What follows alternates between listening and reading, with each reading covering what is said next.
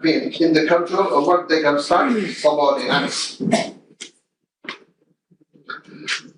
Elements of superior command responsibility. From the jurisprudence and eminent from the international crimes tribunals, it is generally agreed that four elements must be proven for a person to be held responsible as superior.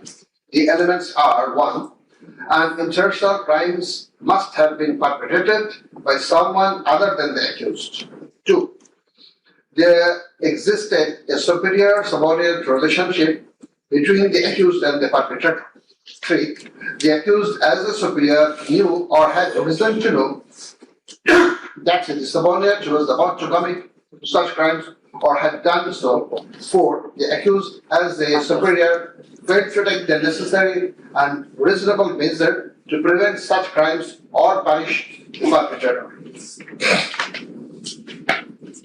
Section 4, subsection 2 of the International Crimes Tribunal Act provides that any commander of superior officer who orders. So you just mentioned that you want to learn Python. So do not learn Python in manual way in 2025, because learning Python in manual way will take you like 6 months of your time. On top of that, you will be ultra non-productive in Python, because when you use AI inside your Python, when you use AI tools to do your Python coding, you will be saving upwards of 95% of your time while you're coding, while you're debugging, while you're building web apps, and while you're scraping as well, right? So for tackling this same problem, we found like 10 useful tools for day-to-day Python development and Python work. So we have developed a program which is like absolutely beginner friendly. Even if you have zero knowledge in Python, you can join this program, and in 30 days you will be becoming pro of Python, that also using AI. Who fails to take necessary measures to prevent the commission of such crime is guilty of such crimes. Now I'm going to read the charges.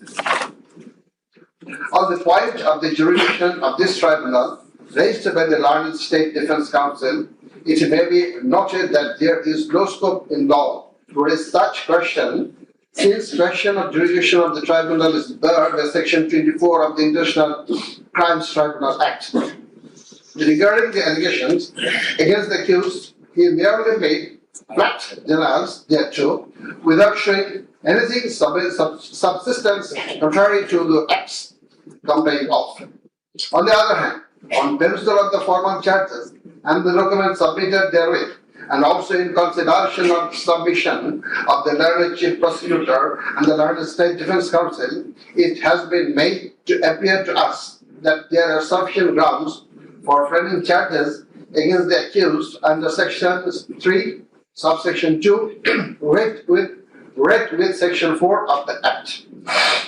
On hearing both sides, 5 charges were framed against accused Sheikh Hasina individually, and several 5 charges were framed against accused Asadullah Khan Kamal and Chaudhry Abdullah Al Mamun Jani. But on scrutiny of the documents and examination of the witnesses of the tribunal, deems to condign to reshape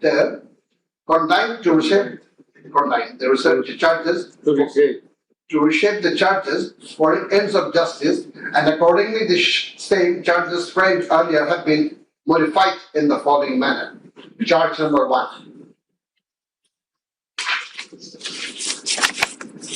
Incitement and order to attack and kill protesting students of Dhaka University and other academic institutions of the country, and also failure to take preventive and punitive measures, and thus killing hundreds and severely injuring thousands of protesters during July uprising 2024, commencing on 1st July 2024 and ending on 5th August 2024, accused Sheikh Hasina as the Prime Minister of Bangladesh and the President of the ruling party of Bangladesh, Awami League, as well as 14 Party Alliance, in a press conference on 14/7/24 at Gaur Bhavan, made the following derogatory remark.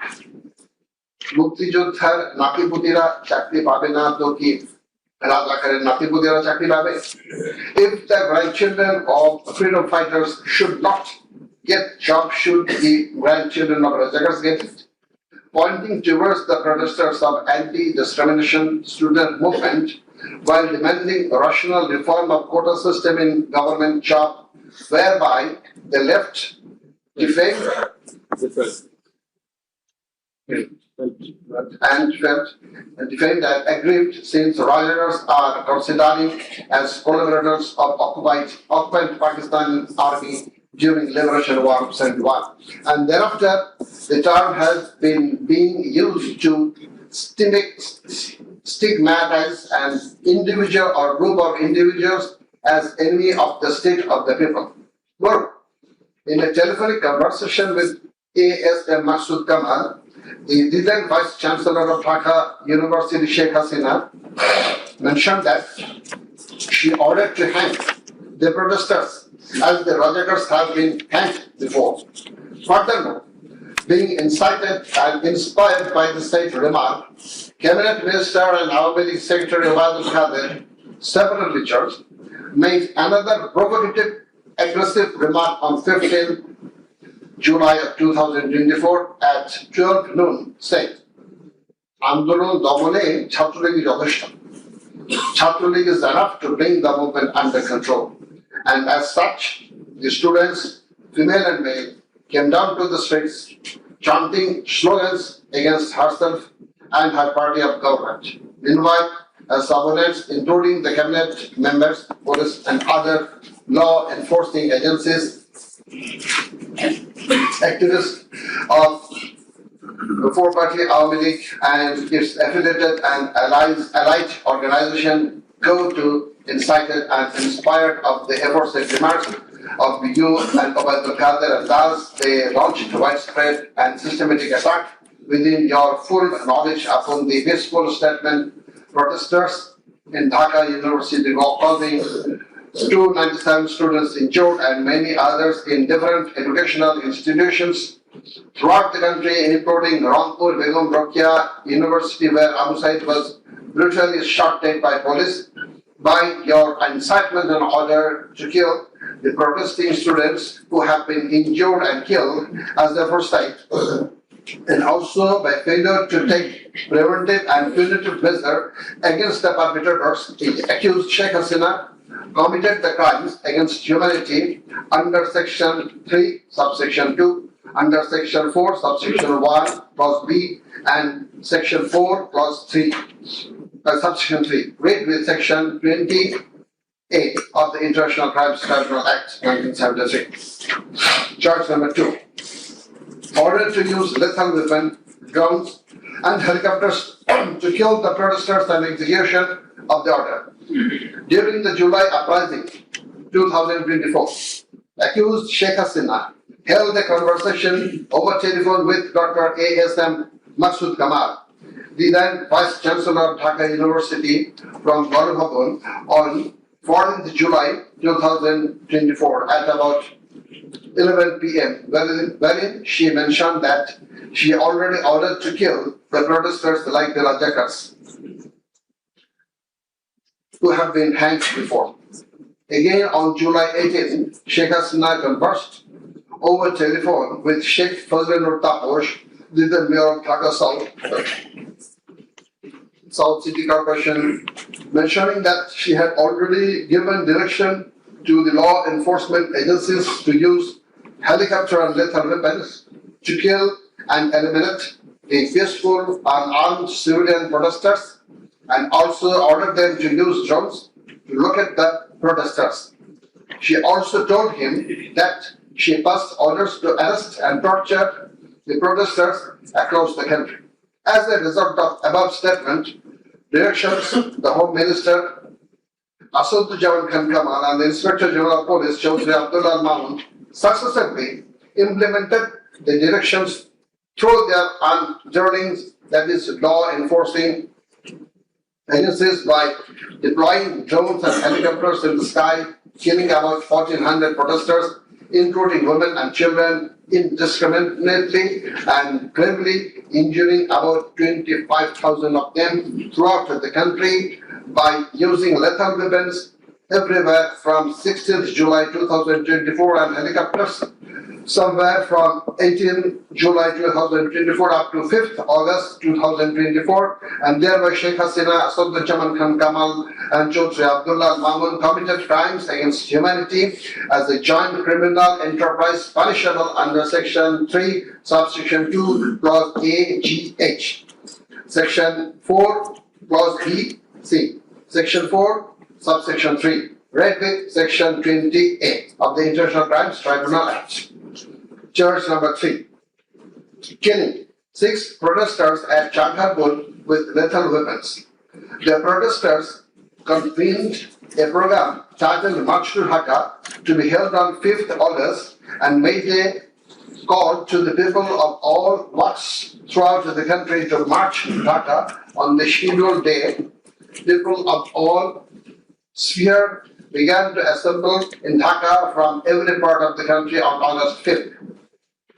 By incitement, order and inaction of Sheikh Hasina, by abetment and inaction of Home Minister Asadullah Khan Kamal and Inspector General of Police Chaudhry Abdullah and Mamun, the successive underlings got incited and inspired to kill the protesting students and common people, and thereupon under order, supervision and inaction of accused Asadullah Khan Kamal, Chaudhry Abdullah Mamun, and then Dhaka Metropolitan Commissioner GMP Habibur Rahman, Joint Commissioner of Police Sudip Kumar Chakraborty, Additional Deputy Commissioner Shah Alam Muhammad Akhtarul Islam, Assistant Commissioner Muhammad Imrul, and Inspector Muhammad Ashad Hussain, who have been separately prosecuted, successively ordered to commit atrocities to the protesters assembled at Changharpur of Dhaka and supervised same, and during such atrocities, 6 unarmed protesters, namely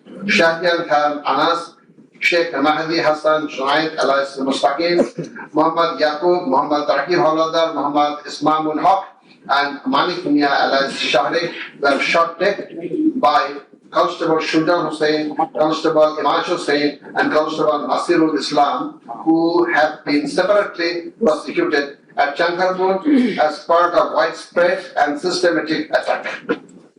The aforesaid killings took place pursuant to the order of Prime Minister Sheikh Hasina, within her full knowledge, and also under successive order, supervision, and within the knowledge of Home Minister Asadullah Khan Kamal and Inspector General of Police Chaudhry Abdullah Mamun, and by such killings they committed crimes against humanity as joint criminal enterprise by order, abetment, and inaction to prevent and punish the perpetrators under Section 3, subsection 2, read with Section 4 of the International Crimes Tribunal Act 1973. Now the turn of number 1.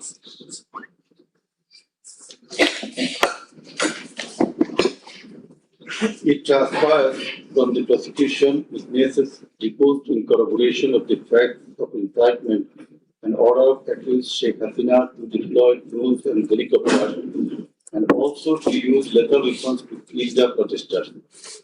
The daily newspapers of Bangladesh also published of such incitement and order of Sheikh Hasina. Moreover, the prosecution executed a pen drive CD containing telephonic conversation of Sheikh Hasina with Dhaka University Vice Chancellor K. Maksud Kamal, Dhaka South City Corporation Mayor Fazlul Tapor, and Hasanul Haq Inu. The concerned device containing the state conversations have been played in the tribunal, and thereupon we find that in the conversation with the Dhaka University Vice Chancellor ASM Maksud Kamal, accused Sheikh Hasina mentioned that she already ordered to hang the students as Razakars have been hanged. Now I am mentioning the substantial portion from this conversation with from her conversation with ASM Maksud Kamal, the accused Vice Chancellor of Dhaka University. Sheikh Hasina, তো রাজাকারের তো ফাঁসি দিছি, এবার তাদেরও তাই করবো, একটাও ছাড়বো না, আমি বলে দিচ্ছি। শেখ হাসিনা, কোন দেশে বাস করি আমরা এদেরকে বাড়তে বাড়তে তো রাজাকারদের কি অবস্থা হয়েছে দেখিস নাই, সবগুলোকে ফাঁসি দিছি, এবার তোদেরও ছাড়বো না। শেখ হাসিনা সব এইগুলাকে বাই করে দিতে হবে। আমি বলে দিছি আজকে সহ্য করার পরে অ্যারেস্ট করবে, ধরে নেবে এবং যা অ্যাকশন নেওয়ার নেবে।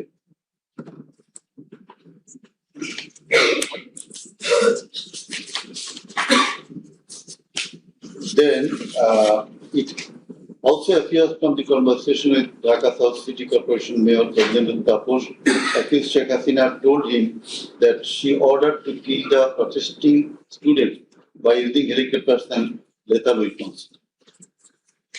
The substantial portion of the conversation is Sheikh Hasina, দরকার নাই, ওটা দরকার নাই, আমি সেনাপ্রধানের সাথে কথা বলেছি, ওরা রেডি থাকবে, ঠিক আছে। এখন তো আমরা অন্য করতেছি, ড্রোন দিয়ে ছবি নিচ্ছি আর হেলিকপ্টারে হচ্ছে মানে কয়েক জায়গায়। তারপর তাহলে ওই কিছু ছবি দেখে পাকড়া করা যায় না তাদের রাতের মধ্যে। শেখ হাসিনা সবগুলিকে অ্যারেস্ট করতে বলেছি রাত্রে, তারপর পাকড়াও করলে ওদেরকে। শেখ হাসিনা না, ওটা বলা হয়ে গেছে, ওটা নিয়ে র্যাব, ডিজিএফআই, এনএসআই সবাইকে বলা হয়েছে যে যেখান থেকে যে কয়টা পারবা ধরে ফেলো। তাপস জি, শেখ হাসিনা ওটা বলা আছে। আর এখানে গ্যাদারিং দেখবে সেখানে, আর যেখানে গ্যাদারিং দেখবে সেখানে ওই উপর থেকে করাচ্ছি, অলরেডি শুরু হয়েছে কয়েকটা জায়গায়। তারপর জি, শেখ হাসিনা আমার নির্দেশনা দেওয়া আছে, ওপেন নির্দেশনা দিয়ে দিছি, এখন লেথাল উইপন ব্যবহার করবে, যেখানে পাবে সোজা গুলি করবে। তারপর জি জি, শেখ হাসিনা না পড়াইয়া দিছে, মেশিন পত্র সব পড়ে গেছে, আমি বলছি যা পড়াতে, ও আমাদের সেতু ভবন পড়াইছে। তারপর জি, ওরা রাতে মনে হয় আরো ব্যাপক আক্রমণ করবে।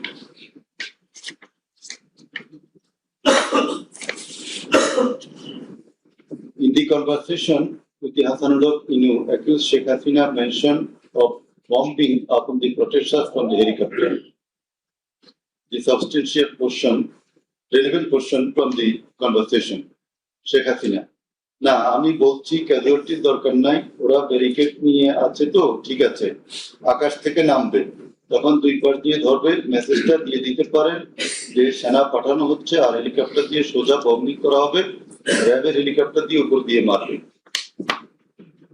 কি আপনি এই জামাত শিবিরের মেরুদণ্ডটা আবার ভেঙে দেন ঢাকা শহরে। শেখ হাসিনা একেবারে।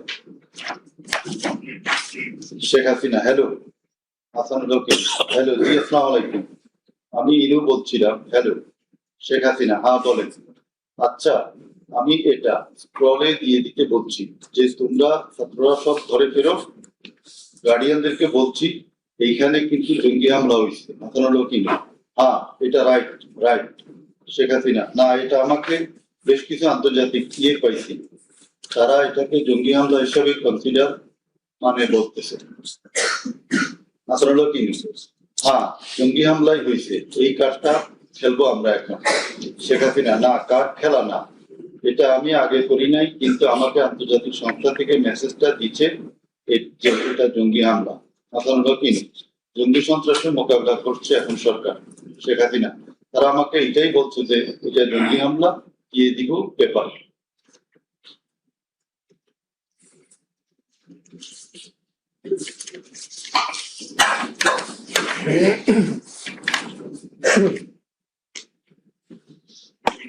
Reports of international and national organizations. United Nations Human Rights Office held an investigation into July-August 2024 atrocities in Bangladesh and mentioned in its report that the following inhuman and unlawful acts were committed upon the protesters during the movement, and reported as follows. Based on direct testimony from senior officials involved and other inside sources, OHCHR was able to establish that the integrated and systematic effort using the entire range of police, paramilitary, military and intelligence actors as well as violent elements linked to the Awami League to commit serious violations and abuses occurred with the full knowledge, coordination, and direction of the political leadership. The then Prime Minister and Home Affairs Minister led parallel efforts to coordinate the security and intelligence apparatus. Both received regular reports of the situation on the ground from multiple sources. According to senior official testimony, reports provided to the Prime Minister by senior officers on 21 July and in early August specifically conveyed concern about excessive use of force. Both political leaders and the leadership of Bangladesh Police and the Army also carried out site visits that would have provided them direct personal knowledge of violations that had taken place or were ongoing. Furthermore, the political leadership issued direct orders and other directives authorizing and guiding operations by BGP, the PGRI, the Bangladesh Police and its detective branch that involved serious violations of human rights against protesters and other civilians, including extrajudicial killings and arbitrary detention. Based on reported deaths complied by governmental and non-governmental sources in combination with other available evidence, OHCHR assesses that as many as 1,400 people have been killed during the protest. The vast majority of troops were killed by military rifles and shotguns loaded with lethal metal pellets commonly used by Bangladesh's security forces. Thousands more suffered severe, often life-altering injuries.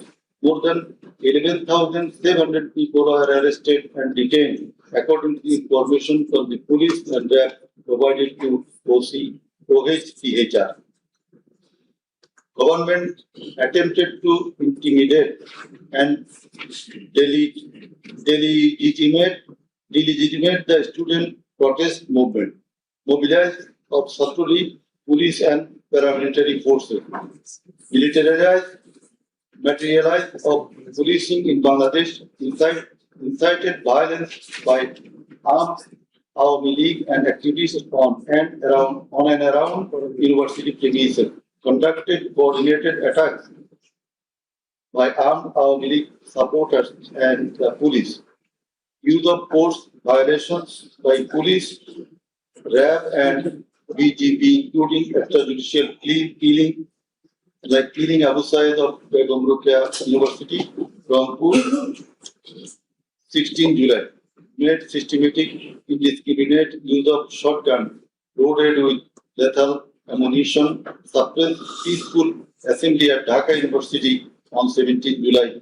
Police, RAB and BGP extrajudicially killed protesters in Uttara on 18 July. Disproportionate and indiscriminate use of firearms in response to violent unrest, indiscriminately shooting in Rampura and Batta by BGP and police on July 19.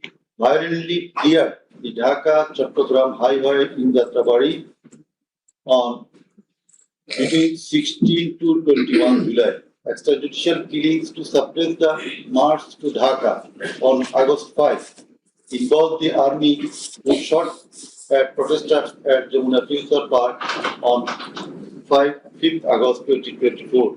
Used helicopter to intimidate and deploy possibly unlawful force, obstructed of medical care and denied necessary medical documentation, obstructed medical treatment of victims. Sheikh Asabul Yamin, shot by police, caused mass arbitrary arrest, detention without due process, and torture and ill treatment, caused block raids and mass arrests, including injured persons. Students and opposition leaders attacked journalists, children, and women, and caused unjustified shutdown of internet. The said report, Mr. Volker Turk, the High Commissioner of Human Rights Office of the United Nations, observed that the atrocities committed in July Revolution 2024 in Bangladesh was preconcerted and systematic in order to remain in power. There are cogent grounds to believe that hundreds of extrajudicial killings, arrest, detention, and torture were carried out by the political leaders and the highest law enforcing authorities within their knowledge and under their direction and supervision as strategy to support the movement, whereby human rights have been seriously violated and thus international crimes have been committed. He also observed that the evidences collected would depict a picture of widespread state atrocities and targeted killings.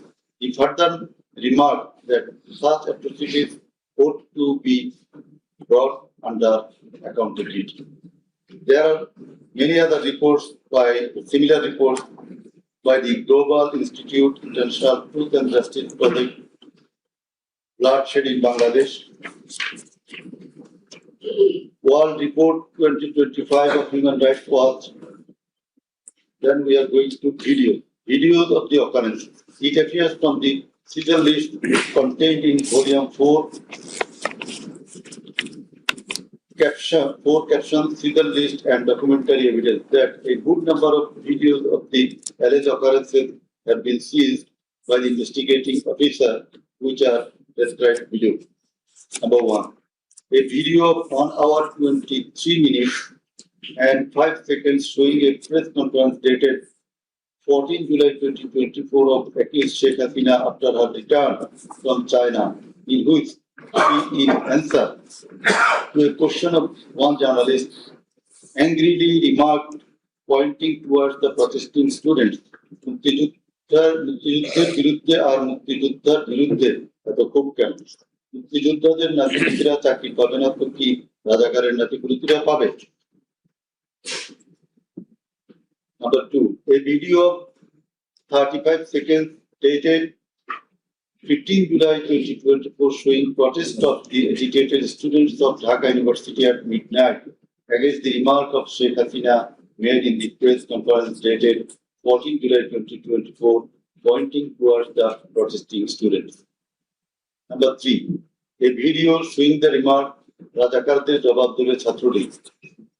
Number 4, a video of 1 minute 5 seconds which shows attack upon the students of Kota movement by Bangladesh Chhatra League leaders and activists on 15 July 2024 at night. A video which shows that Prime Minister Sheikh Hasina was visiting damaged metro rail station on 26 July 2024 defended her previous comment in the press conference dated 14 July 2024.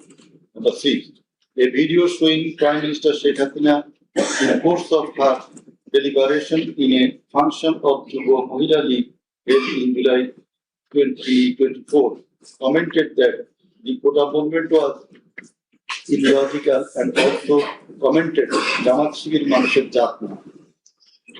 Number 7, a video showing some adverse remark of Sheikh Hasina against the female students of Rokia Hall of Dhaka University meeting at her office on 15 July 2024. A video showing how Sheikh Hasina asked Delhi to attack Dhaka. A video shows the scenario of how protesting student Mukto was shot dead in the July movement. This video was broadcast by YouTube channel named Narrative Bangladesh on 19 April 2025. A video which shows the scene of shooting a young person named Ridor by police in the July movement. This video was broadcast by YouTube channel named International Truth and Justice Project on 15 January 2025. A video named Jatrabari Evidence of a Massacre Bangla showing the scenarios of killing and torturing some participants of the movement. This video was broadcast by International Truth and Justice Project YouTube channel on 14 January 2025. A video showing the scene of carrying bullets striking young man named Nafi at Farm Gate of Dhaka. This video was broadcasted in Jamuna TV YouTube channel on 14 August 2024. A video showing how movement participant Kokan Chandra Burma was injured with gunshot in his face. It appears that the whole face, including mouth, nose, and eyes of Kokan Chandra Burma have been completely disfigured. This victim deposed in the tribunal as PW number 1. A video titled নির্মম 19 জুলাই শতাধিক লাশ হাজারো গুলিবিদ্ধ রক্তের জন্য হাহাকার DMC 19. A video titled RAF Helicopter Attack Kota Andolan 2024 showing operation upon the protesters from RAF helicopters at different parts of Dhaka in July 2024. A video showing how protester Imam Hassan Taim Bhuiya was shot dead at Jatrawari, Dhaka. 4 videos in a pen drive showing the passing of by हाँ बोल बेटा करण क्या जिंदगी की रोज की दौड़ में हम अक्सर चीजें भूल जाते हैं अंकल पर अच्छा लगता है जब कोई आपका ख्याल रखता है जैसे कि आरबीआई ख्याल रखता है आपके अनक्लेम डिपॉजिट्स का। अनक्लेम डिपॉजिट मतलब वो बैंक खाते जिसमें 10 साल या उससे अधिक से कोई लेन देन न हुआ हो, ऐसे खाते आरबीआई के डीईए फंड में चले जाते हैं। अपने बैंक के किसी भी शाखा में जाकर अपना केवाईसी अपडेट कराइए और अपना अनक्लेम डिपॉजिट वापस पाए। आरबीआई कहता है जानकार बनिए, सतर्क रहिए। movement 2024 being shot multiple times by police at a close range with lethal weapon. A video showing the scene of a dead body of protester Asabul Yamin being thrown from APC armed personnel carrier by police. A video which showing the accused Home Minister Abdul Khan Kamal defending the use of lethal weapon by police. Extent of cruelty.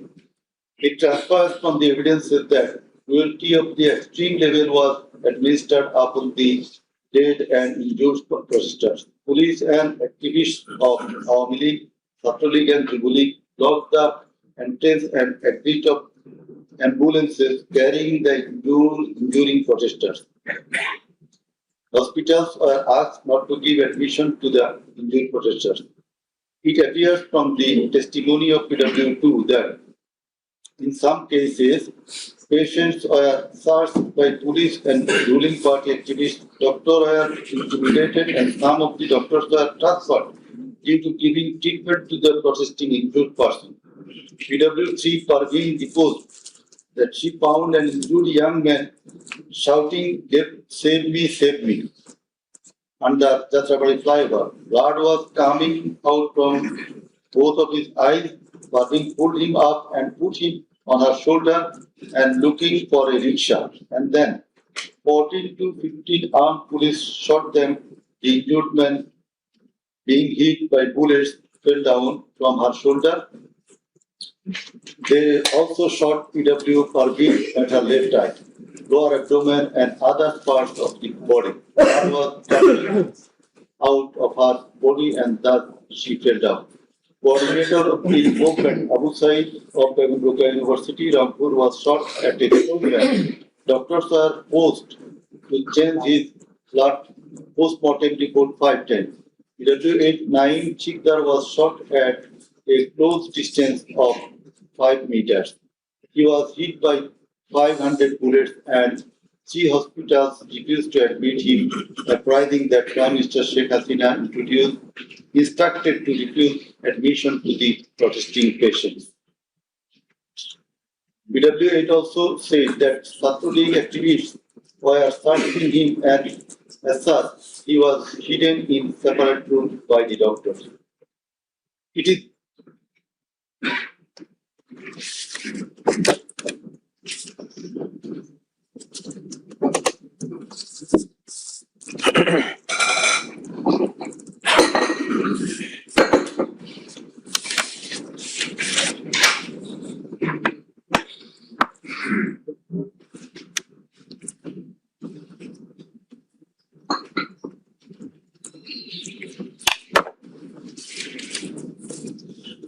It is revealed from the evidence of PW9 Shahina Begum that police burned the dead body of Hassan along with some other dead bodies in Ashulia of Dhaka.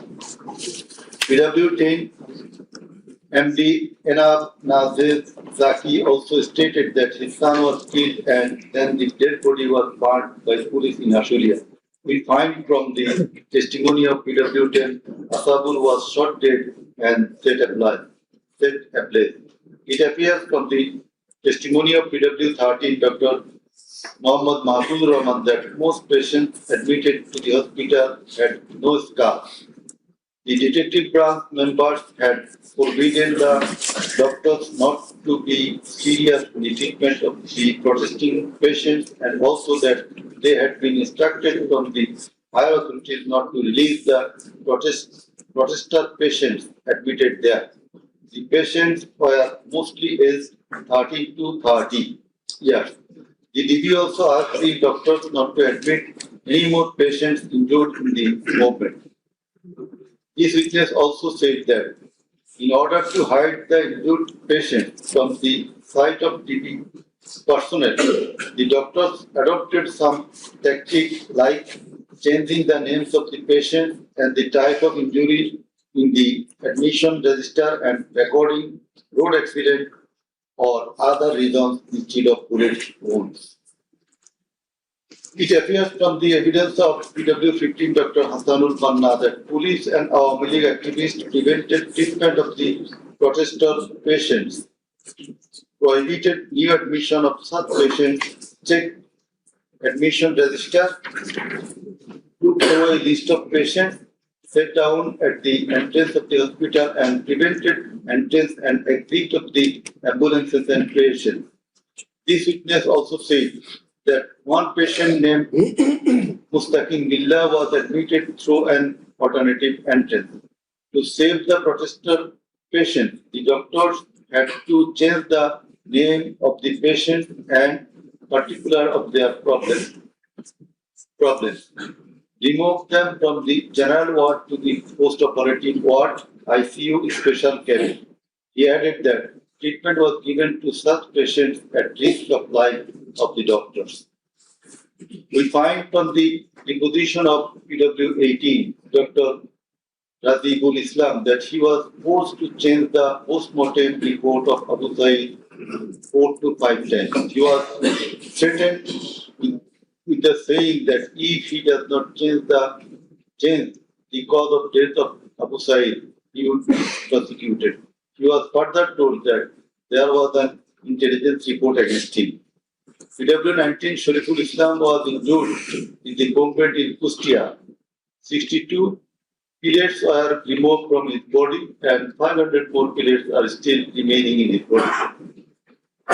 It is revealed from the evidence of PW21 Dr. Zakia Sultana that on 18 July 2024 they received 200 patients aged about 14 to 25 years with bullet injury.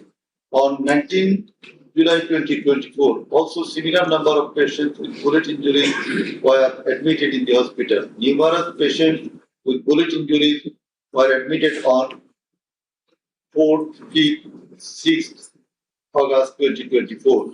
It further appears from the evidence of this witness that out of episodic patient, 193 lost one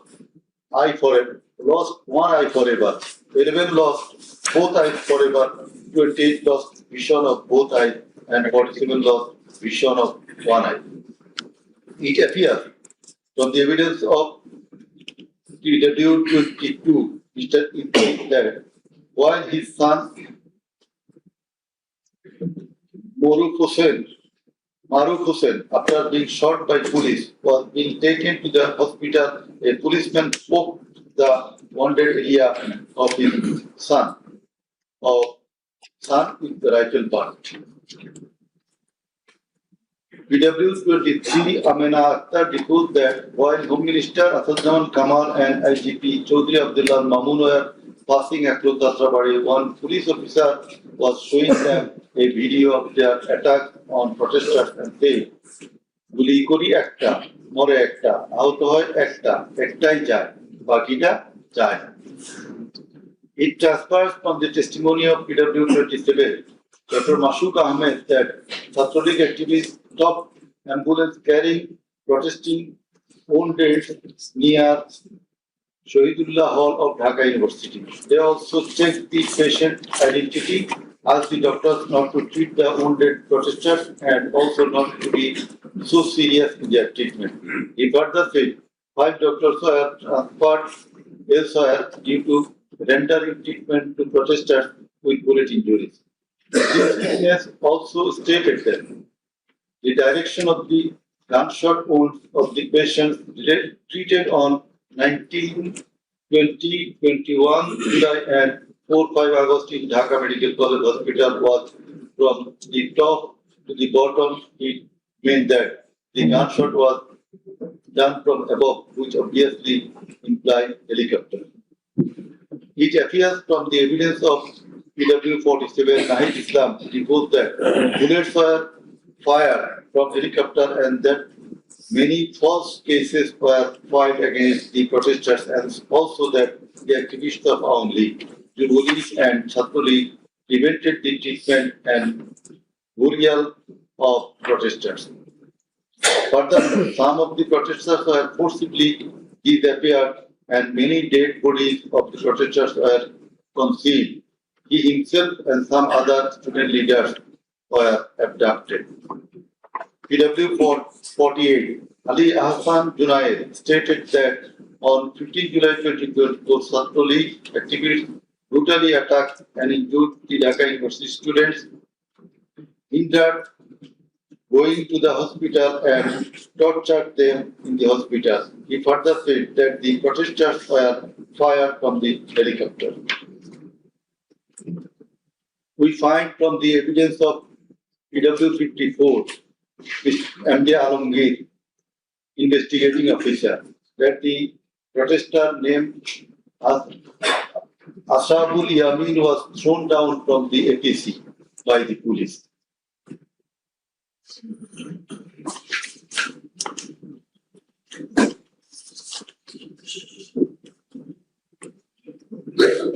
Summing up by the learned chief prosecutor.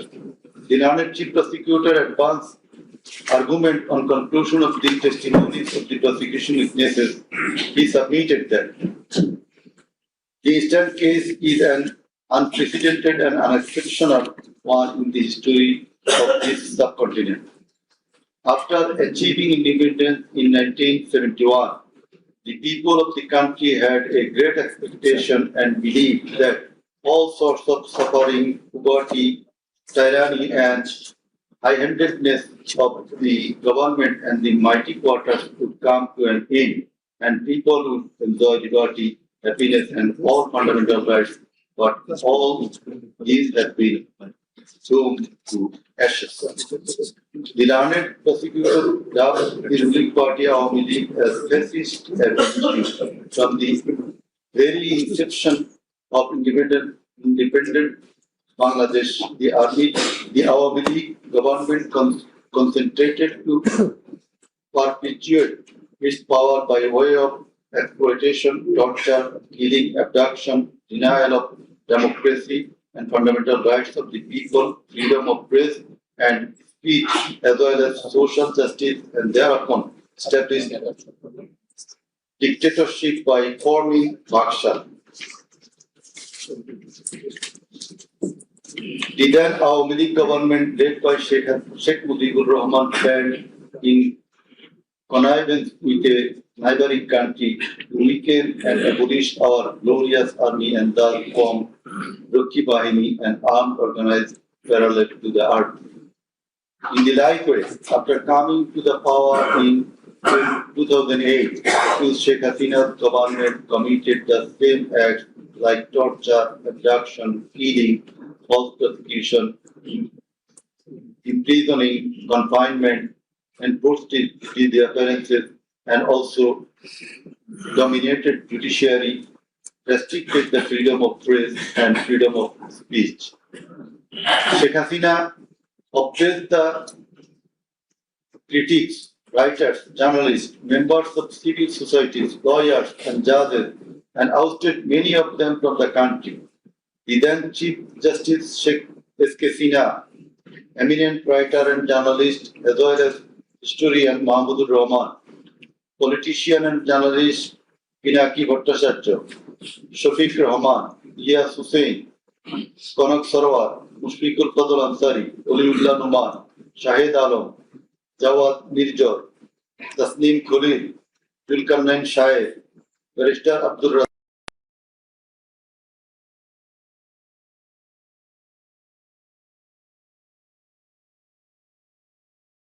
Institute as well as our law, and particularly the elements as enshrined therein.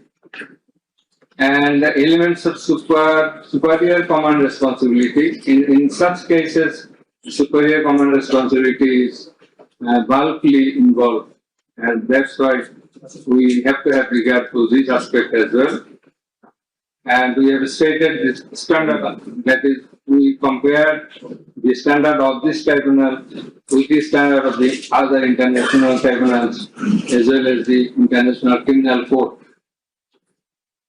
And we have said about the trial procedure, part 2, pre-trial proceedings, part 3, prosecution story and defense case.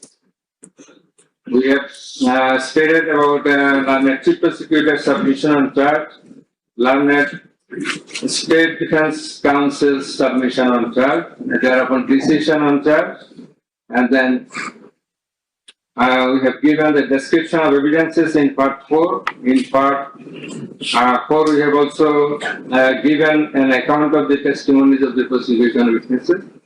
In part 5, we have given the illustration of the evidences, that is the description of the evidences. Used arms and ammunition. We have given an account of the used arms and ammunition. We have given a description. We have discussed about the telephonic conversations of accused Sheikh Hasina with a number of persons from time to time. We have discussed and extracted the reports of daily newspapers concerning the issues of this case, reports of United Nations Human Rights Commission, reports of Odhikar, another Human Rights Commission, reports of Human Rights Watch, and Globe Institute, and so on. We have discussed about the videos of the occurrences which have been displayed in the tribunal. And we have described the extent of cruelty administered upon the victims who have died and who have been seriously injured and lost their vital organs of the body. And we have talked about seized alamots. We have given account of the murders, number of murders, in accordance with the Gazette notifications published by our government and in accordance with the reports of United Nations Human Rights Commission and other organizations. In this context, I want to say that the exact report of murders or the victims or the sufferers or the injured person or those whose whereabouts could not be traced, this is quite natural. You will understand that since our liberation war in 1971, still we could not finalize the list of murderers, the list of freedom fighters, list of the war criminals, and others. So there are lists, but it varies. So you say time limit, it may vary. Somewhere you will find the figure 800, somewhere 1000, somewhere 1400. So substantial amount of the protesters have been killed. This is the fact. We have described the police messages and directions passed from the high-ups to the downwards for doing the needful to control the protesters, curfew orders. Then in part 6, we have described, we have given an account of the learned chief prosecutor's arguments, the points of argument, the pertinent points of argument have been described. We have also described the pertinent points of argument raised by the learned State Defense Council. Thereafter, we have given an account of our observations and inference. And finally, we pass the order. So, this is all about the judgment. Now we will read out the very pertinent portions of the judgment, one by one. At first, our line number 2. He will read out a portion of the judgment, commencing from origin and object of the tribunal, jurisdiction of the tribunal, and he will read out Article 7 of Home Statute, elements of crime against humanity, elements of superior command status, responsibility, and then the charges. Thereafter, line number 1, he will read out some questions from the discussion of the evidences, the report of the United Nations Human Rights Commission, and then the extent of cruelty administered upon the victims, and thereafter the points of arguments submitted by the learned prosecutor and the State Defense Council. And finally, I will read out the conclusion and the order.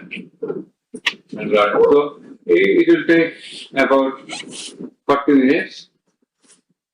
We hope that you will be listening to the deliberations. Thank you very much. Now, the turn of our learned member 2 is reading out, as I mentioned. Origin and objective of the tribunal.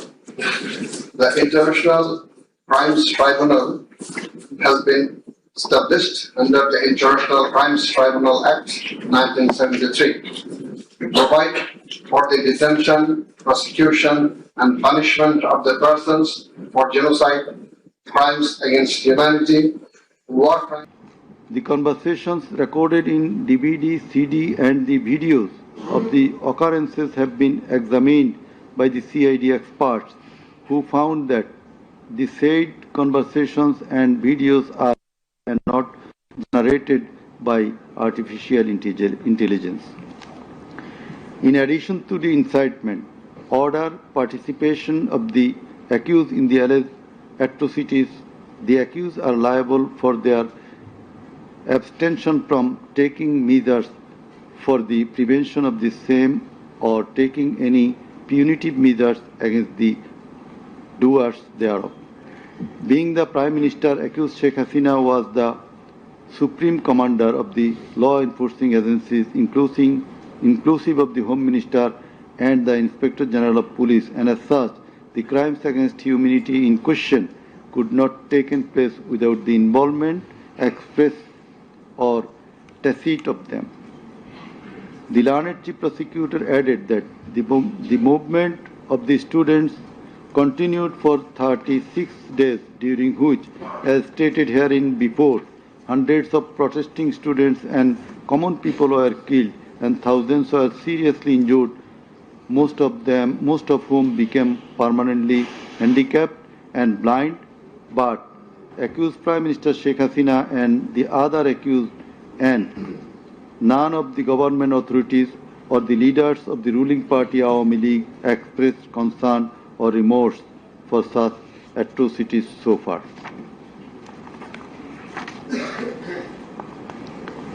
Accused Sheikh Hasina, instead of expressing remorse or seeking apology for the said crimes, continued to commit further crimes by threatening the present government, the International Crimes Tribunal personnel and the prosecutors, and also the political party leaders in her hate speeches in audio conversations from time to time. This tribunal, by an order on the application of the prosecution, prohibited Sheikh Hasina to be restrained from making hate speeches anymore, but she continued to do so. Sheikh Hasina committed contempt of this tribunal by threatening the concerned officials of the government as well as the tribunal personnel, inclusive of the prosecutors, to kill 226 persons and burn the houses of the rival party leaders and activists in an audio conversation with one of her party activists, for which the tribunal drew a contempt proceeding against her. In the said proceeding, the tribunal convicted Sheikh Hasina and sentenced her with 6 months imprisonment. The accused committed crimes against humanity jointly by their incitement, order, abatement, participation, and inaction, which come within the purview of joint criminal enterprise and superior command responsibility. The authorities in question were widespread and systematic and was atrocities. The atrocities in question were widespread and systematic, and it was directed against the civilian population.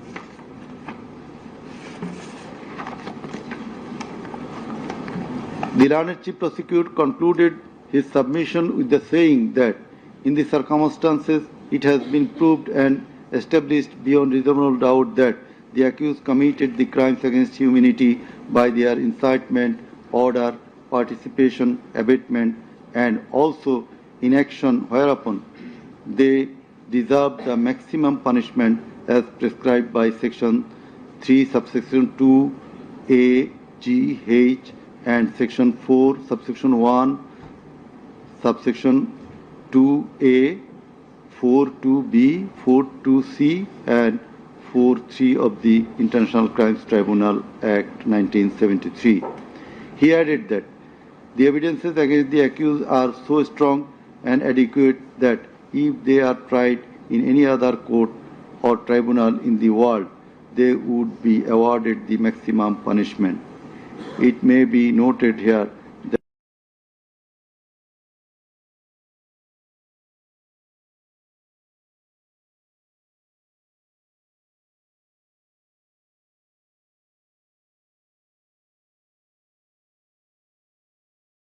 and other crimes under international law committed within or beyond the territory of Bangladesh, whether before or after commencement of the Act.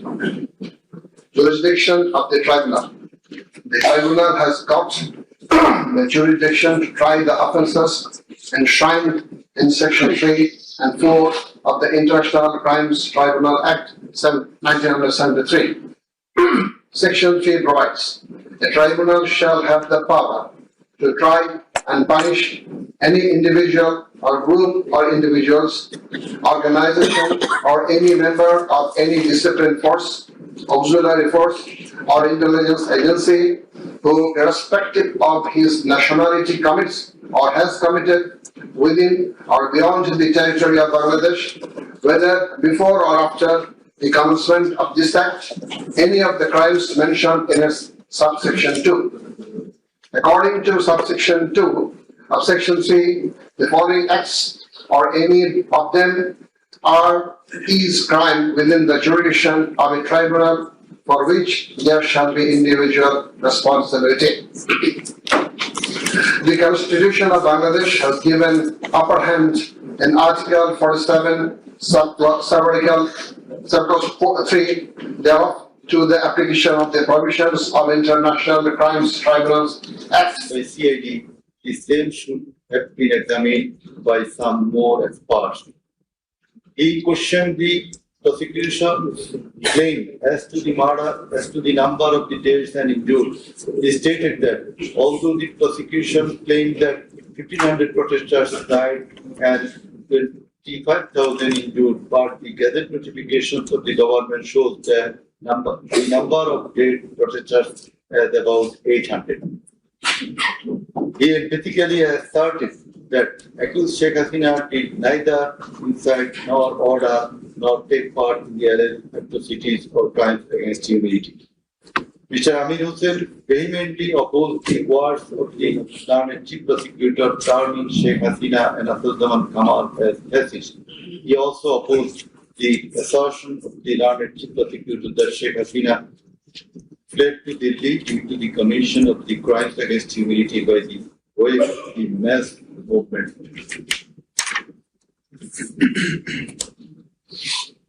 Rather, she was compelled to depart the country against her will. Iran's State Defense Council argued that the attack in question was neither widespread nor systematic nor directed against the civilian population. The Iran's State Defense Council further submitted that the accused Sheikh Hasina and Abdul Kamal cannot be held liable for joint criminal enterprise or superior command responsibilities. He finally submitted that accused Sheikh Hasina and Abdul Kamal are quite innocent, and as such, they deserve to be acquitted of the charge. Now, the Honorable Chairman of the Tribunal, Mr. Justice Murtadha Chaudhary, will read out the final portion of the judge. Thank you.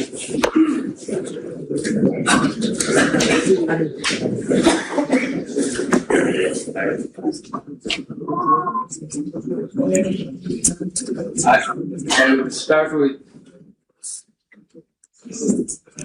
some matters of judicial notice. And before that, I am sorry that I did not mention the name of learned prosecutor Mr. Abdul Subhan Sarabdar. Sometimes he was found here. I think he remains busy in the tribunal too. For his illness. For his sudden illness. And you are seen sometimes here to assist us. So, our thanks to him as well. We have taken judicial notice of some incidents. Number 1, accused Sheikh Hasina started making contemptuous and hate speeches in the social media subsequent to the July movement 2024, whereupon she was ordered by this tribunal to be restrained from such speeches of contempt and hatred. Secondly, in a telephonic conversation with a party activist named Mr. Shakir, accused Sheikh Hasina infringing tribunal's order made some hateful and contemptuous remarks, asking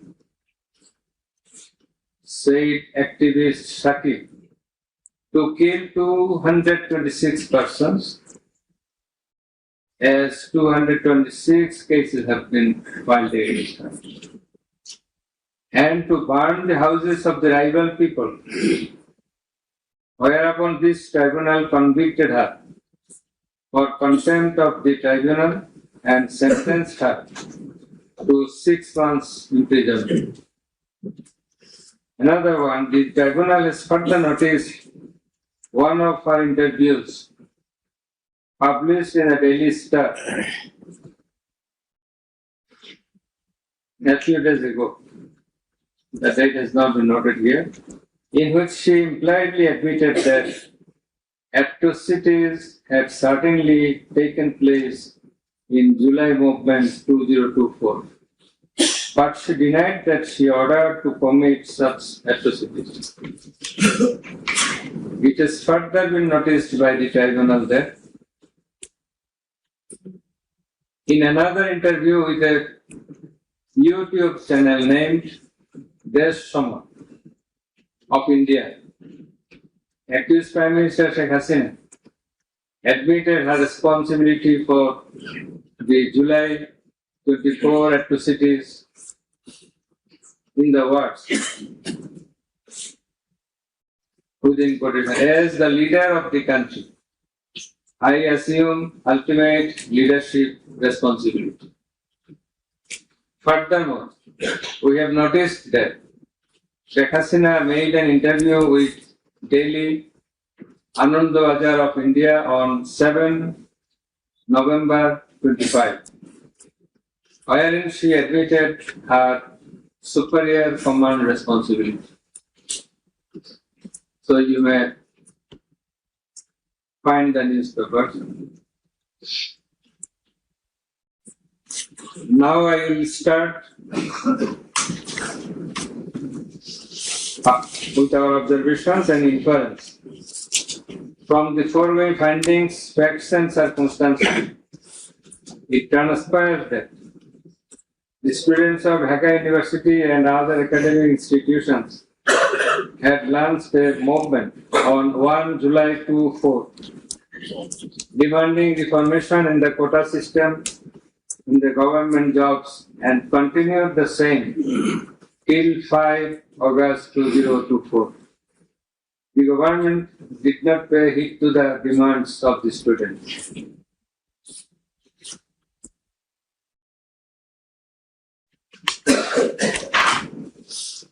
Instead of listening to the students and fulfilling their demands, the then Prime Minister, accused Sheikh Hasina, undermined the movement and made a derogatory remark pointing towards the students, terming them Rajakars. The term is an objurgation. In Bangla, this is a gali. In her words, Mukti Jodha Natiputira Chakri Pabe na to Rajakarer Natiputira Pabe. As the aftermath of aforesaid observation and the derogatory remark of accused Sheikh Hasina, the students, including female students who were at the forefront of Dhaka University, burst into a rage and assembled at the Raju Bhaskarya.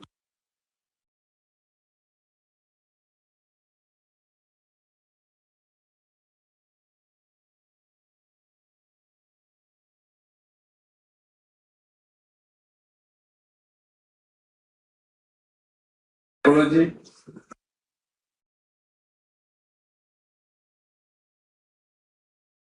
(2024) Accused Sheikh Hasina held a telephonic conversation with Dhaka University Vice Chancellor A.S.M. Maksud Kamal, and in course of the conversation, Sheikh Hasina said,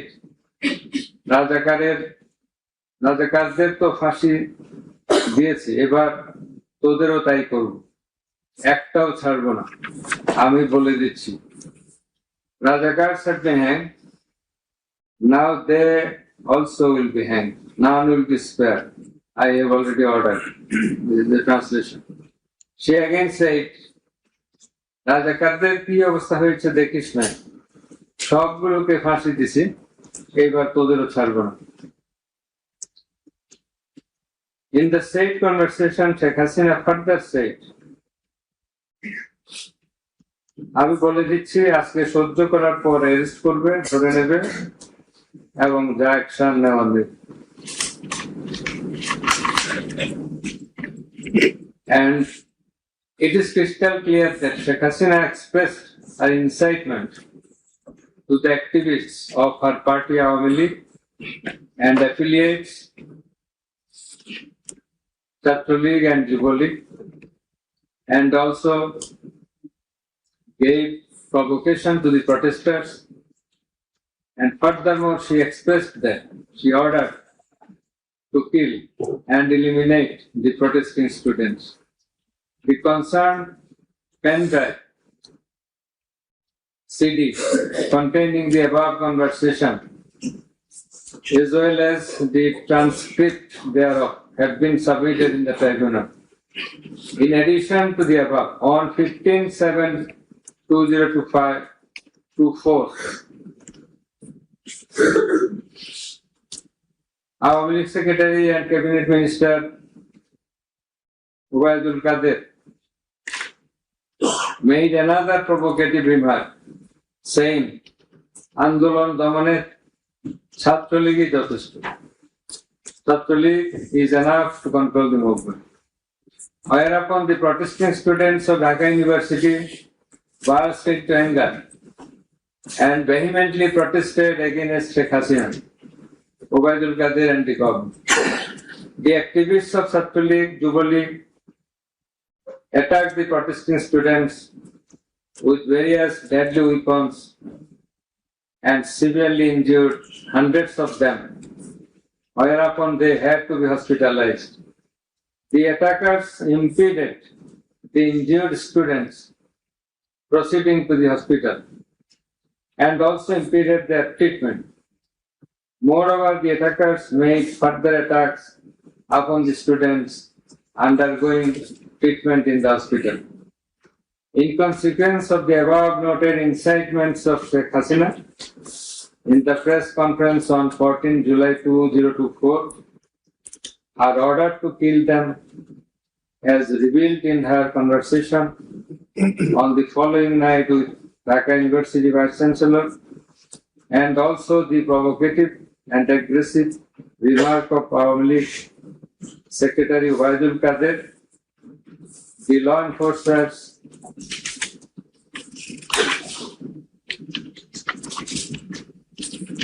and activists of Chhatralik and Jubilee attacked the protesting students at Dhaka University throughout the country, inclusive of Rangpur Begum Rokeya University.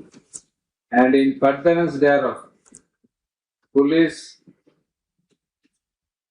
shot Begum Rokeya University student Abu Said repeatedly at a close range, whereupon he succumbed to the gunshots.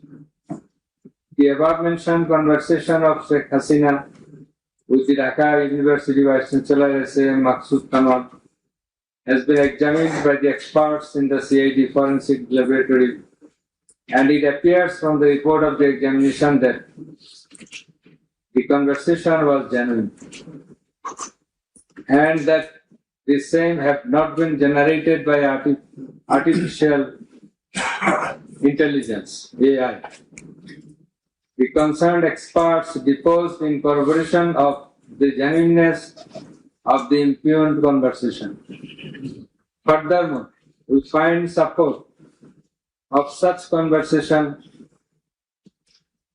in the reports of daily newspapers. In addition to the above, the concerned CD, pen drive,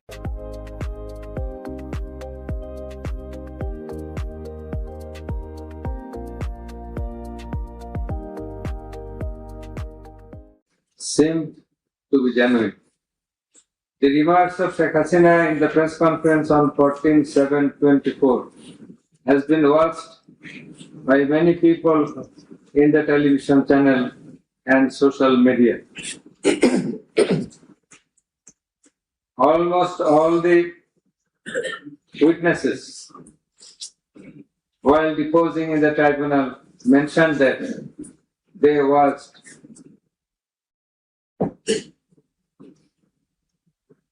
the videos in the media. Moreover, the national daily newspapers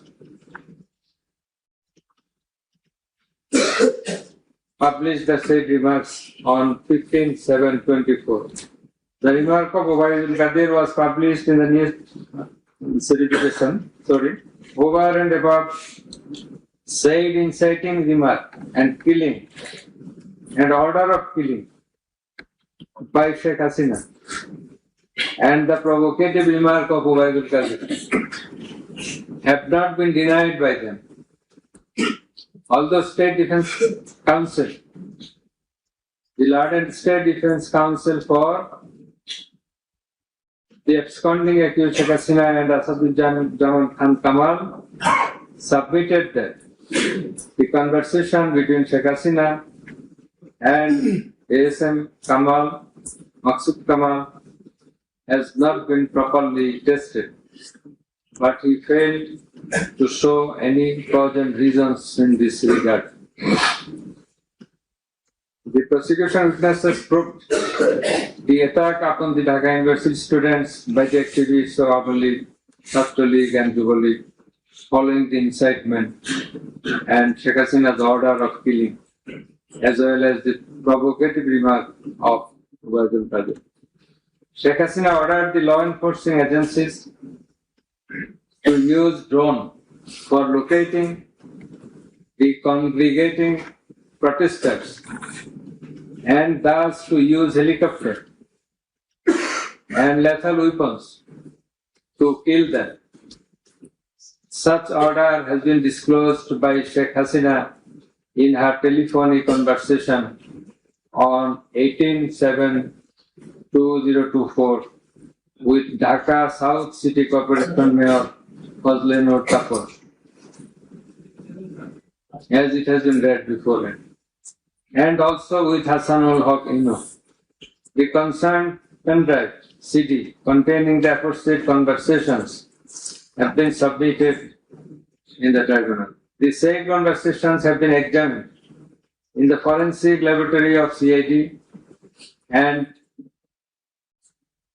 the concerned experts found that the conversations are genuine and not generated by artificial intelligence, AI.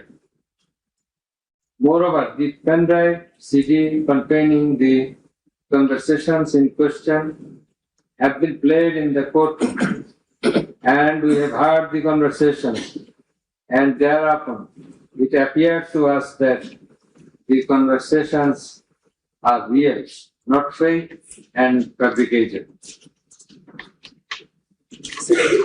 Accused Prime Minister Sheikh Hasina, accused Home Minister Asaduজ্জামান Khan Kamal, accused Inspector General of Police Chaudhry Abdullah Al Mamun acted jointly in connivance and collaboration with each other to commit the atrocities in order to kill the protesters throughout the country. It has been disclosed by Chaudhry Abdullah Al Mamun in his testimony that a core committee consisting of Home Secretary Jahangir, Additional Home Secretary Political Mr. Tipu Sultan, Additional Secretary Reza Mustafa, SP's Chief Monirul Islam, DB Chief Harun Rashid, RAB DG Barrister Harun Rashid, DMP Commissioner Habibur Rahman, DG of DGB Major General AKM Major General Ashrafuzzaman Siddiqui, DG of Ansar Major General AKM Aminul Haq, NTMC Chief Major General Ziaullah Hassan, DGFI Chief and NSI Chief used to hold meeting every night after 19 July 2024 at the residence of Home Minister Asaduজ্জামান Khan Kamal. Accused Chaudhry Abdullah Al Mamun said that instruction to the core committee used to come from the Prime Minister. He also said that at one stage of the movement, it was decided to use drone to locate the gathering of the protesters and to use helicopter and lethal weapons to control the movement. In a meeting of the core committee, Sheikh Hasina passed a direction to use lethal weapons. Additional DIG Joardar, who was present there, communicated the message to the police officers throughout the country to use lethal weapons accordingly. Furthermore, Chaudhry Abdullah Al Mamun said that in pursuance of the remark of Ubaidul Qadir and Nanak that Chhatra League and Yuva League are enough to bring the movement under control,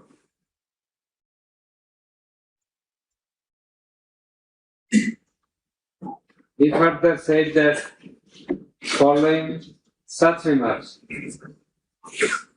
activists of Chhatra League and Yuva League attacked the students of Dhaka University. He also said that a lot of protesting students and public were killed by using drone, helicopter and lethal weapons throughout the country. Accused Chaudhry Abdullah Al Mamun further asserted in his testimony that he, along with Home Minister Asaduজ্জামান Khan Kamal, Home Secretary and MP Commissioner, went to Narayanganj on 29/7/24 to observe the situation of the movement.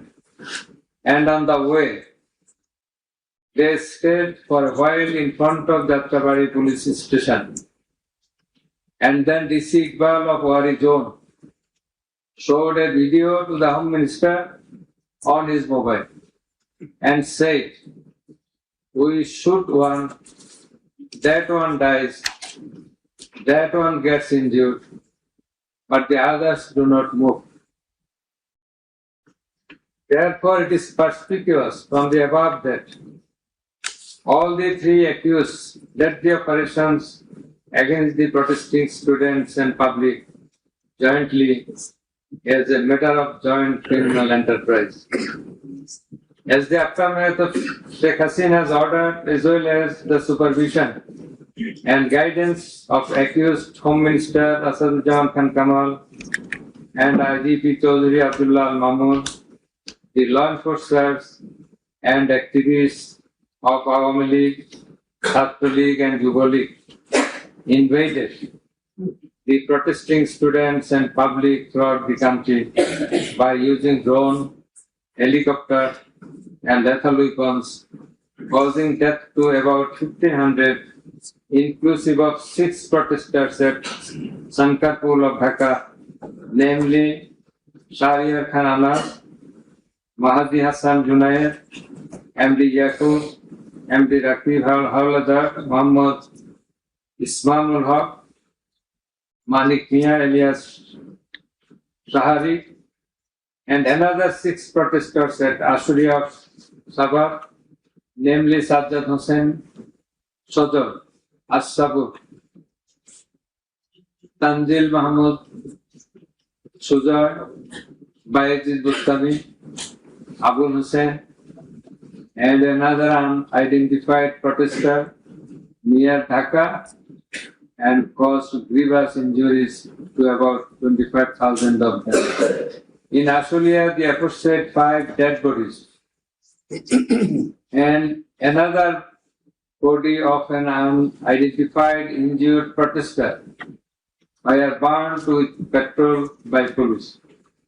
The law enforcers and the activists of Awami League and those of its affiliated organizations named Chhatra League and Yuva League killed and injured the protesting students and members of the public with lethal weapons like SMG, LMG, China rifle, shotgun, 9mm pistol, 7.62 pistol, both on the ground as well as from the helicopters from above the ground. The atrocities were committed by incitement, order, abatement, and failure to take preventive and punitive measures of the accused Prime Minister Sheikh Hasina, accused Home Minister Asaduজ্জামান Khan Kamal, accused Inspector General of Police Chaudhry Abdullah Al Mamun, and by the abatement, aid, and perpetration of the underlings, that is the subordinates. Some of the injured victims, members of the families of dead and injured protesters, other eyewitnesses from different parts of the country, deposed in support of the atrocities of killing and injuring hundreds and thousands of protesters all over the country. Under the foregoing facts and circumstances, it has ostensibly been substantiated that the atrocities of killing and gravely injuring the protesting students and public took place almost all over the country. In view of the testimony of the investigating officer, the atrocities during the July movement 2024, the atrocities occurred in 50 districts and lethal weapons were used in 41 districts of Bangladesh. We also find that victim witnesses from many districts testified in the tribunal stating that killing and injuring the students and common people took place in their respective districts during July movement 2024. Thus, it is clear enough that attack in question was directed against civilian population, and it was widespread and systematic. Therefore, in the atrocities of killing and gravely injuring the protesters, as aforesaid, accused Prime Minister Sheikh Hasina committed crimes against humanity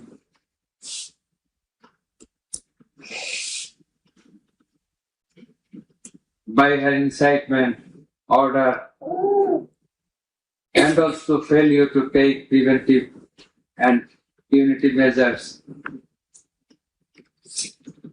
Under charge 1, accused Sheikh Hasina committed one count of crimes against humanity by her order to use drones, helicopter, and lethal weapons. Under charge number 2, count 1, accused Prime Minister Sheikh Hasina committed crimes against humanity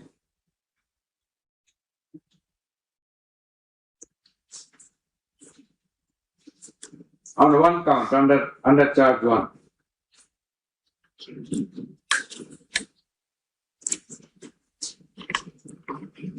Accused Asadujaman Khan Kamal and Chaudhry Abdullah Mamun committed crimes against humanity by their abatement in the use of drones, helicopter, and lethal weapons. Under charge number 2, count 2. Accused Asadujaman Kamal and Chaudhry Abdullah Mamun committed 2 counts of crime against humanity under the same charge by their abatements and failure to prevent the atrocities at Sankarpur, Dhaka, and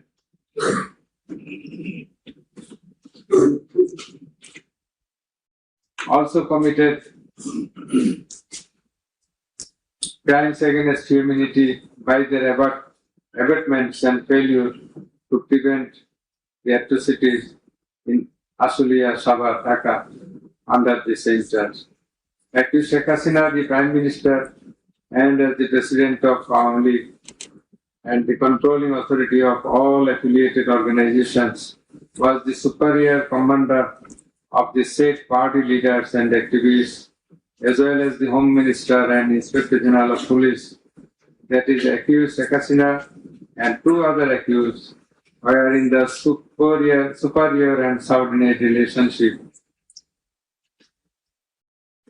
On the other hand, the Home Minister was the superior of the Inspector General of Police, that is, they are in the superior and subordinate relationship. As required to be an element as required by the provisions of Rome Statute. In the like way, all the police officers are subordinate to the Inspector General of Police. They worked under him.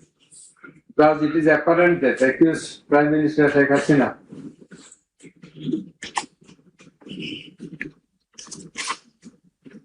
had superior control status over accused Asadujaman Khan Kamal and accused Chaudhary Abdullah Al Mamun, whereupon it was her responsibility to take measures to prevent the atrocities in question, which continued for about a month. She did not also take any punitive measures against the perpetrators. In the like way, Home Minister Asadujaman Khan Kamal held superior command responsibility over the Inspector General of Police and other successive other officers. And as such, he had the responsibility, superior command responsibility to prevent all of them from committing the atrocities and for taking punitive measures against the perpetrators. Thus, both the accused, Asadujaman Khan Kamal and Inspector General of Police Chaudhary Abdullah Al Mamun, they committed crimes against humanity. শোনো না একটা ছবি তুলে দাও please সবকটা blur হয়েছে আর তোমার এই ফোনটাও না এতটা পুরনো হয়ে গেছে আজই চলো খোসলা ইলেকট্রনিক্স তোমার জন্য একটা নতুন ফোন কিনে আনি বিগেস্ট ইন্ডিয়ান ফেস্টিভ্যাল চলে এসেছে খোসলা ইলেকট্রনিক্সে and hence they are liable to be punished under section 32A, 32G, G2H, 41B and 43 of the International Crimes Tribunal Act. Accused Sheikh Hasina is liable to be punished under section 32A, 32H, 41B and 43 of the International Crimes Tribunal Act 1973. It is obvious from the facts and circumstances delineated herein before that the law enforcers and the activists of ruling party only, as well as its affiliated organizations, targeted the unarmed civilian protesters countrywide and accordingly attacked them. Therefore, in all the above discussed atrocities, the elements constituting crime against humanity have been fulfilled. The victim witnesses, the other witnesses, and the investigating officer hailed the accused Prime Minister Sheikh Hasina, accused Home Minister Asadujaman Khan Kamal, and accused Inspector General of Police Chaudhary Abdullah Al Mamun liable for the atrocities.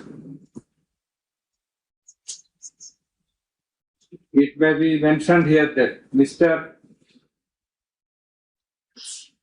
Chaudhary Abdullah Al Mamun, Inspector General of Police, has been tendered pardon on his application pursuant to section 15 of the Act with a view to obtaining his evidence. He is supposed to have been directly or indirectly concerned in or privy to any of the crimes specified in section 3 on condition of his making a full and true disclosure of the whole of the circumstances within his knowledge relative to the crime and to every other person concerned, whether as principal or abettor in the commission thereof. According to subsection 2 and 3 of section 15, he has been examined as a witness and detained in custody until today. It appears to the tribunal that he made a full and true disclosure of whole of the circumstances within his knowledge relative to the crime and to every other person concerned, both as principal and abettor in the commission thereof. He categorically admitted his involvement in the alleged acts and disclosed that a core committee consisting of Home Minister Asadujaman Khan, Kamal himself used to hold meeting every day at the residence of accused Home Minister Asaduzzaman Khan Kamal to take decisions as to the necessary measures to face the movement of the students and to pass the instructions and to pass necessary instructions. He said that accused Prime Minister used to pass directions to the core committee in this regard. These accused also said that Sheikh Hasina directed them to use drone to trace the location of the protesters and to use helicopter and lethal weapons to kill the protesters. He mentioned that chain of command in the police service was not maintained. In most of the cases, the highest authority used to communicate or contact the mid-level officers like Additional Commissioner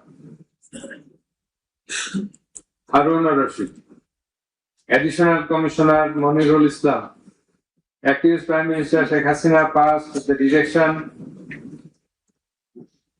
in presence of Additional Deputy Commissioner Praloy Kumar Jwardar during a core committee meeting. And as such, Jwardar conveyed the direction to all the concerned officers throughout the country. Direction means the direction to use helicopter and lethal weapons as well as drones. Chaudhry Abdullah Al-Mamun also mentioned in his testimony that he had a clean image and track record throughout his service for long 36 years. There had been no allegation against him during his long tenure. He said that he feels remorseful and ashamed on seeing the atrocities in the videos displayed in the courtroom. He sought apology to the tribunal and to the people of the country. Although accused Chaudhry Abdullah Al-Mamun claimed to have made full disclosure of the circumstances,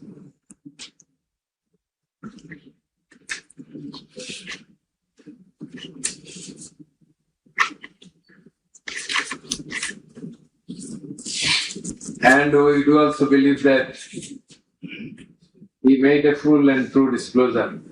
But the offences he committed and admitted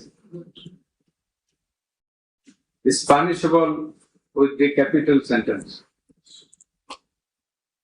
And as such, in consideration of his disclosure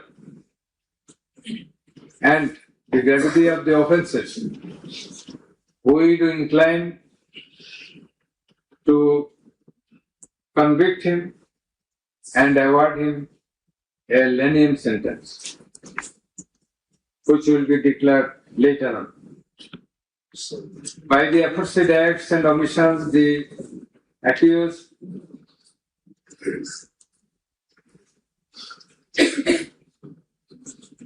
committed crimes against humanity under section 3(2)(a), subsection D, clause 8, 4(1), 4(2), 4(3) of the International Crime Tribunal Act 1973, as stated before. Accused Sheikh Hasina and Asaduzzaman Khan Kamal remained in abscondence ab initio, despite the fact that notices and warrants were duly served in their given address according to law. Moreover, they were asked by publishing notice in 2 daily newspapers to appear and contest the case, but they did not turn up. Thus, their abscondence itself is suggestive of their guilt.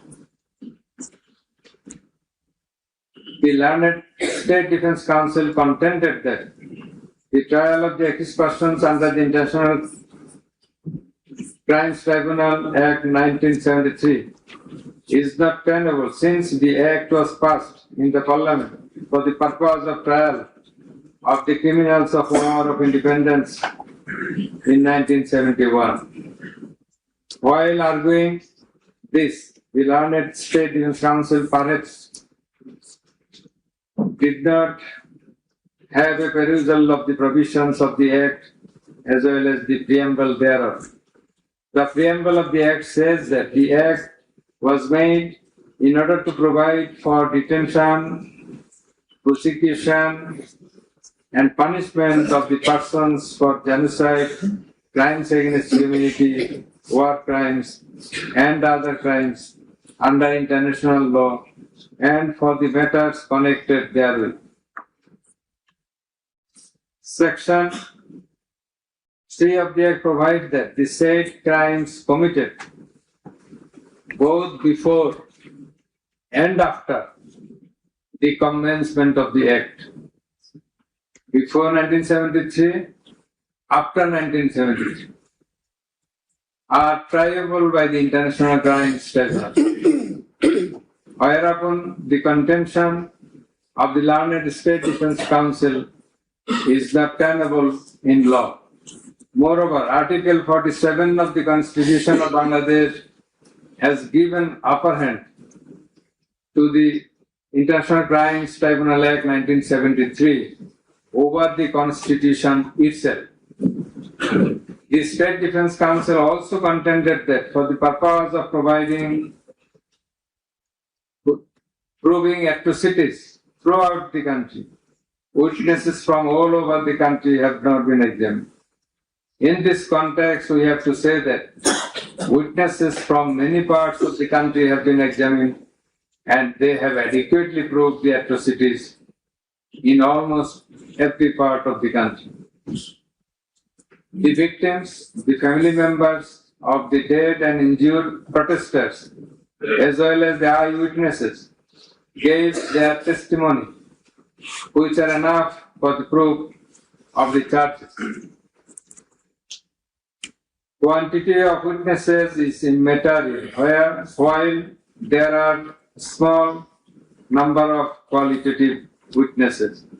Still, the number of 54 witnesses examined by the prosecution is not small. The Learned State Defence Council also alleged that the audio conversations in question have not been examined by more than one department like CID. In this regard, we would hold that the genuineness of the report of CID has not been challenged, nor has the report been proved ingenuine, whereupon no other department was in need of holding further examination thereof. It is the further allegation of the Learned State Defence Council that accused Sheikh Hasina and Asanujaman Khan Kamal did not incite or order the commission of the crimes against humanity as alleged, nor did participate in the commission thereof, and thus they deserve to be acquitted. The learned chief prosecutor, in course of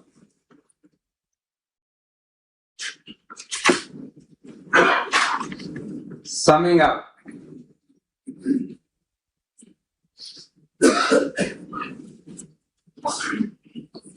asked for passing necessary order restraining Awami League from running activities as a political party.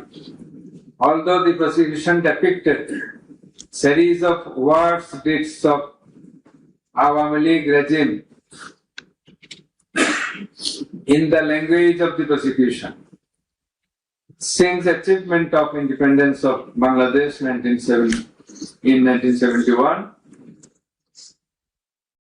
the tribunal does not incline to discuss on this point since this is not the issue of the instant case. It has come to the notice of the tribunal that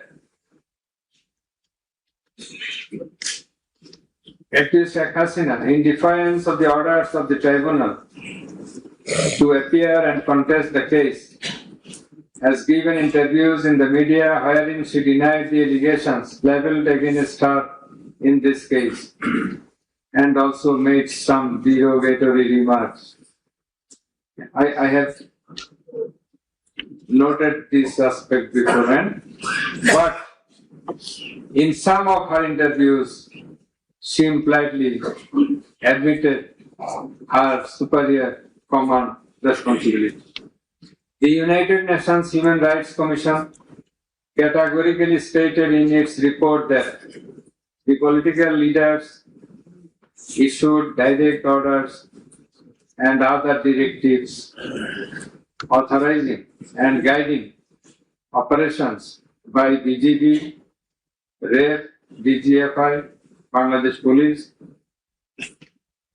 and Detective Branch that involved serious violations of human rights against protesters and other civilian, including extrajudicial killings and arbitrary detention. It has been stated in the report that 1,400 people have been killed by use of lethal weapons during the July movement 2024. By the political leaders, the United Nations Human Rights Commission meant the highest government authorities. The authorities in question are unprecedented in the history of Bangladesh. The nature and extent of cruelty administered upon the protesters, inclusive of infants, women, and old, stirred the hearts of the people throughout the world. On seeing the scenario of death and injured protesters and their outcry in the videos displayed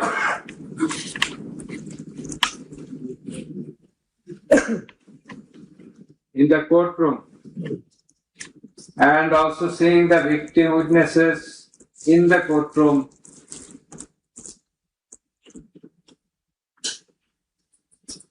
for giving testimony, who lost their scalp, eyes, nose, hands, and legs. Any human being will fail to be in the normal state of mind seeing such scenario. Such atrocities must be brought to an end at any cost. Justice must not fail. In view of all the above facts and circumstances and findings, it is hereby ordered that accused Sheikh Hasina be found guilty on 3 counts under charge 1. Count number 1, incitement. Count number 2, order to kill. Count number 3, inaction to prevent the atrocities and failing to take punitive actions against the perpetrators. And thus, she is punishable, she is liable to punish under section 3, subsection 1A,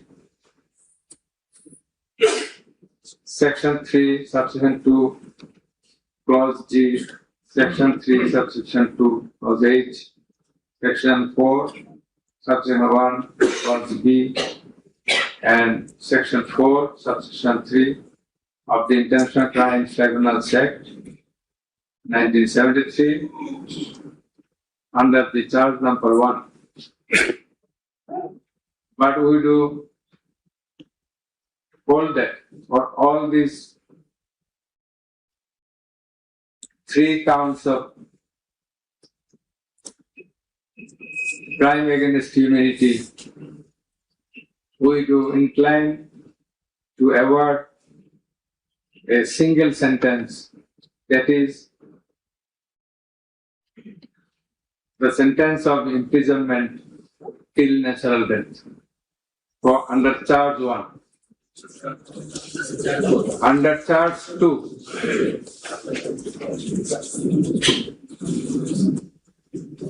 accused Sheikh Hasina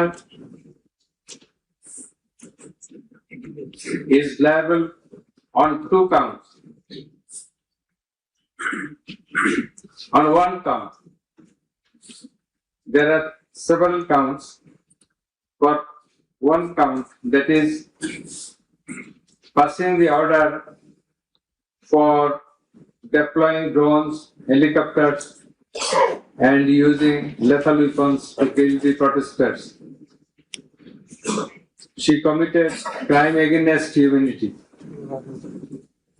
under Section 3, Subsection 2A and Section 4, Subsection 1B of the International Crimes Tribunal Act 1973.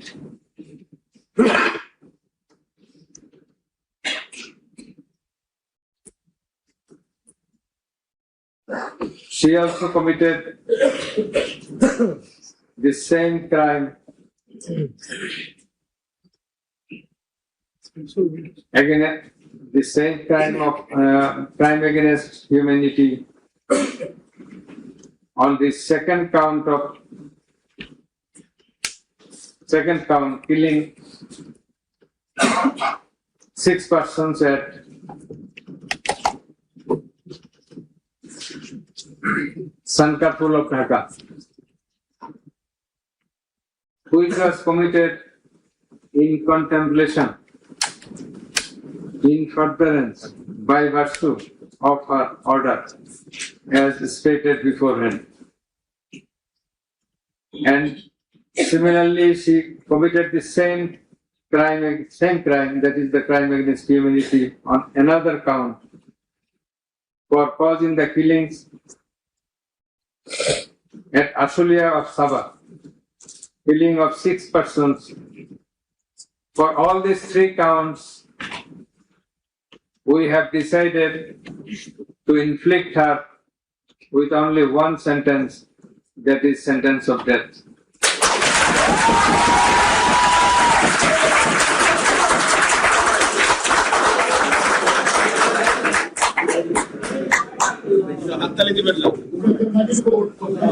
Please. For আপনাদের বিনীতভাবে অনুরোধ করছি আদালতের decorum, ট্রাইব্যুনালের decorum maintain করার জন্য। আপনাদের যা উচ্ছ্বাস, যা এক্সপেকটেশন, যা প্রকাশভঙ্গি, সেটা আদালতের ট্রাইব্যুনাল রুমের বাইরে গিয়ে করলে সেটা আরো শোভনীয় দেখা যাবে। Thank you. Please tell it.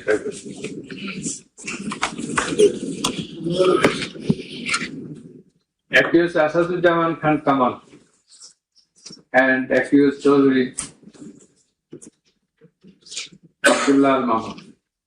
Accused Asadujaman Khan Kamal is liable for committing crime against humanity for the occurrence of killing 6 persons at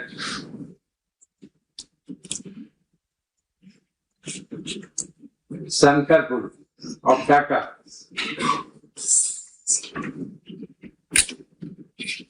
In this occurrence, they are liable for committing crimes against humanity by their abatement and failing to prevent the atrocities, and also to failing to take necessary preventive measures, punitive measures. And thus, Asadujaman Khan Kamal is held liable for the commission of crime against humanity under Section 32A, 32G, 32H, 41E, 43 of the International Crimes Tribunal Act 1973 for the commission of killing of 6 persons both at Sankarpur and 6 persons at Ashulia of Sabah. and for both the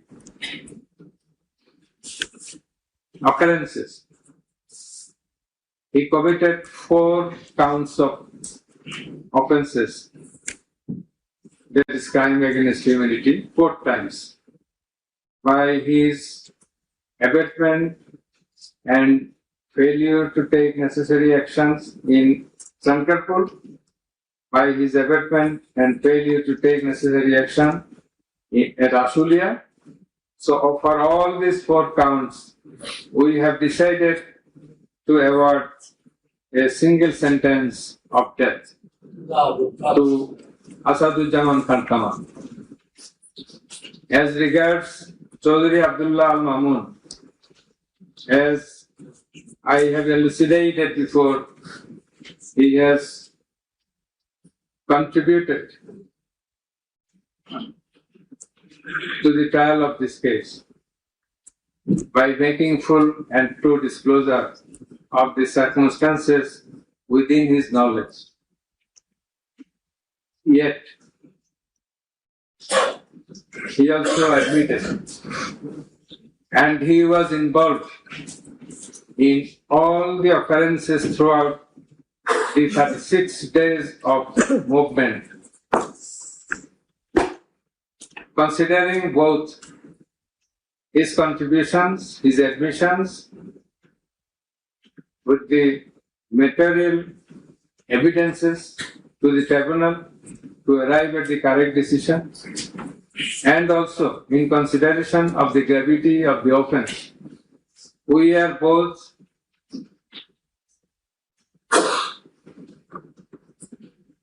remitting his sentence and awarding a sentence with leniency. That is, the offences involve capital punishment.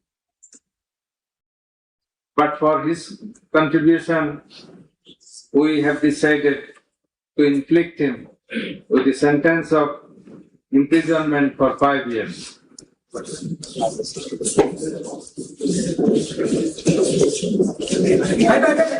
The properties of be confiscated in favor of the state.